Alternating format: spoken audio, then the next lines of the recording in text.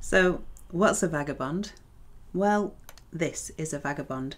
Vagabond was a term that was used in the 1500s to describe anybody who was unemployed, so they didn't have a job and couldn't earn a living, and was poor, and was homeless,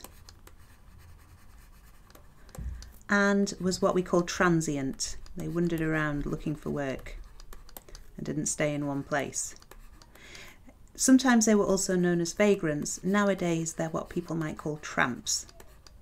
And they are seen as one of the biggest threats to law and order in the 1500s even. So they're quite clearly seen as a big problem, and there's a number of reasons for this. One is that in the 1530s, Henry VIII smashes the power of the Roman Catholic Church in England. And as a part of this, he closes down all of the monasteries and the abbeys and the priories and the friaries and the places where beforehand monks had looked after and perhaps provided shelter for unemployed, poor, homeless transients. So there are no more abbeys in particular, and there are also no more almshouses, which means that these poor people now don't have anywhere to go and no one to look after them, and they're a lot more visible. Now, another problem is that with the growing Protestants' belief, people increasingly see idleness as a sin. So not doing anything was seen as a moral choice and a bad one. They have a saying, the devil makes work for idle hands. So if you were choosing not to work, you were choosing to sin. And that belief is reflected on their opinions of vagabonds as well. Some people are worried that it's going to become more expensive. So in the second half of the 1500s, people have to pay taxes to help the poor in their area. Those are called poor rates. And they don't want the poor rates to go up. And they certainly don't want to be paying for poor people from other areas. So that's another problem. Finally, and perhaps most importantly for our purposes, vagabondage is seen as a problem because it's associated with crime. And if you turn your attention to the picture for a second, this is a picture of a vagabond that was taken from a book that was written in 1567. I typed it out because they hadn't learnt the art of a snappy title by then, obviously. And it's by Thomas Harmon. It's called A Caveat or Warning for Common Cursitors, vulgarly called Vagabonds. It's worth looking up if you get the chance.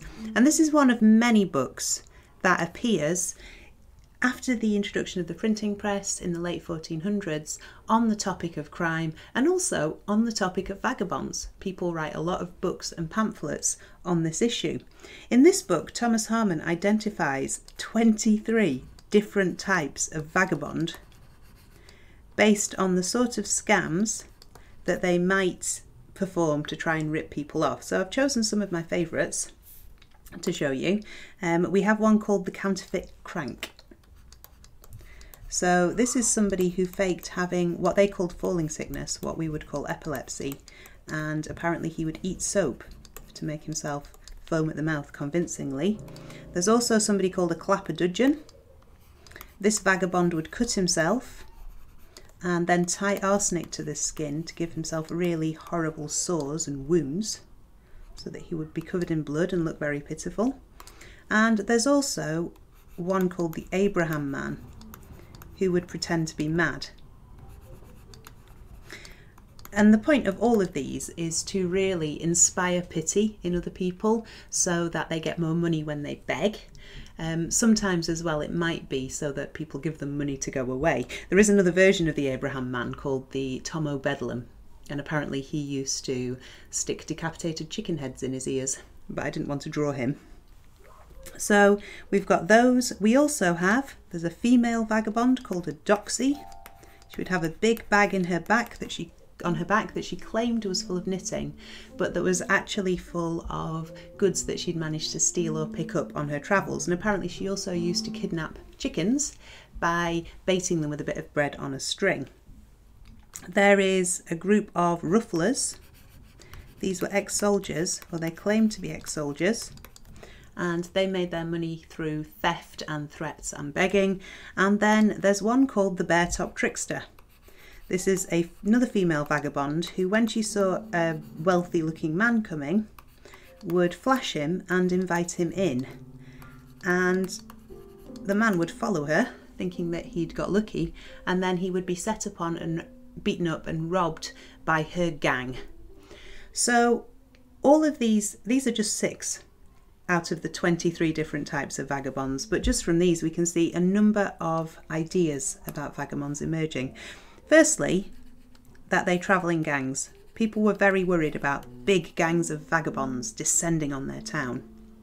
And they had this idea that they were travelling around in packs of maybe 10 or 20 or 30. There's another, and this is really important, another assumption that vagabonds were the able-bodied poor. And this is important because people in the 1500s were quite prepared to be sympathetic to what they called the impotent poor, people who couldn't help being poor because they were old or sick. They would help those people, but they really resented the idea that some people were fit and healthy enough to work and weren't doing. Sometimes these are called sturdy beggars as well. It's the same idea. So they're beggars, but they're really strong and sturdy enough to work. Another assumption is that rather than work, they are earning a living through crime. So they could choose to do an honest day's work, but actually, instead, it's easier for them to scam people. And there's a lot of examples of different sorts of thief in Harmon's books, people who trick people when they're begging. They're quite deceptive, and they're seen as quite violent and dirty and idle as well. There's a lot of stories about them sitting in alehouses and drinking their ill-gotten gains. So all of these ideas about vagabonds are becoming quite prevalent in the 1500s. It doesn't help that vagabonds apparently spoke in their own language, using their own words, some of which have survived. So if you ever hear anybody saying, lift the booze, meaning steal the alcohol, then they are using some of this leftover canting that it was called, because both lift and booze were part of the vagabond slang, peckish as well, interestingly. So they have their own secret language called canting, and this makes them look even more threatening and even more sinister to people. Now, whether or not this is true is really hard to tell, because vagabonds are one of those things that it's quite, impossible to look for records on.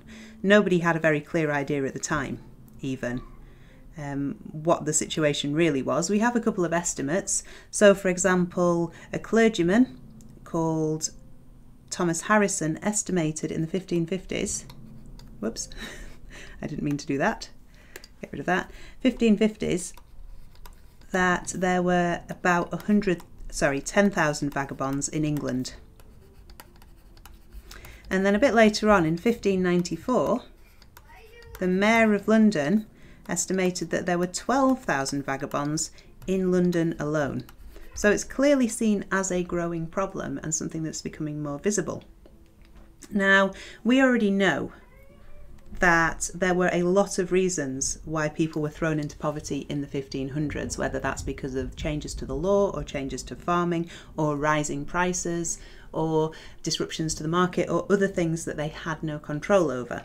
So what we do know about vagabonds in the 1500s is that people probably didn't have very much choice. So we'll put this here, about being poor and being homeless and not having a job because the jobs just weren't there. It's also fair to say, I think, that certainly when we look at the court records, there aren't very many instances of gangs. Most vagabonds that get charged seem to travel in small groups, maybe by themselves, maybe in 2s or 3s. And they don't really have a lot of choice. There aren't the jobs there for them to get. There isn't anything in the way of help for the poor, or very much in the way of help for the poor, what we would call poor relief. So there's no other way of making money if they don't beg. And whilst it's probably true that they committed crimes, so did a lot of poor people. There are a lot of people who are only just managing in the 1500s, and a lot of people were driven to crime by desperation. So it may be true that there were some of these big criminal gangs of vagabonds, but I think it's fair to say that the vast majority of vagabonds were just really, really poor people with very, very few options. So we'll have a look in the next section at how they are dealt with by the authorities. I will see you there.